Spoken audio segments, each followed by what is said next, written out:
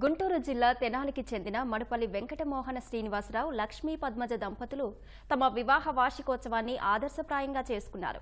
రైతు లేనిదే మనిషి మనుగడ లేదని, అన్నదాత కష్టాన్ని గుర్తించాల్సిన బాధ్యత ప్రతి ఒక్కరిపై ఉందని చెబుతూ 40 మంది కౌలు రైతులకు సన్మాన కార్యక్రమం నిర్వహించారు.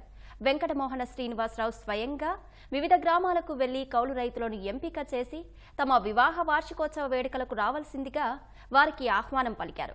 కౌలు రైతులకు నూతన వస్త్రాలు బహుకరించి వారిని పూలమాలలు, శాలువాతో సత్కరించారు. రైతు బాగుంటూనే అందరం బాగుంటామనే నినాదాన్ని చాటుతూ వారిని సత్కరించుకోవడం సంతోషంగా ఉందని దంపతులు తెలిపారు.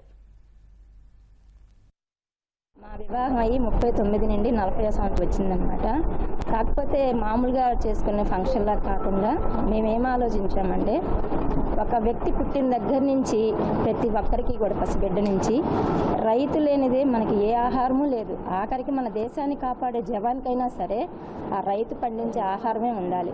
రైతు లేనిదే మానవ జాతికి మనుగడే లేదు. ఆ సందర్భంగా 40 మంది రైతుల్ని పిలిచి ఆహ్వానించి వారికి బట్టలు, వస్త్రాలు ఇచ్చి గిఫ్ట్ ఇచ్చి సత్కారం చేశామండి.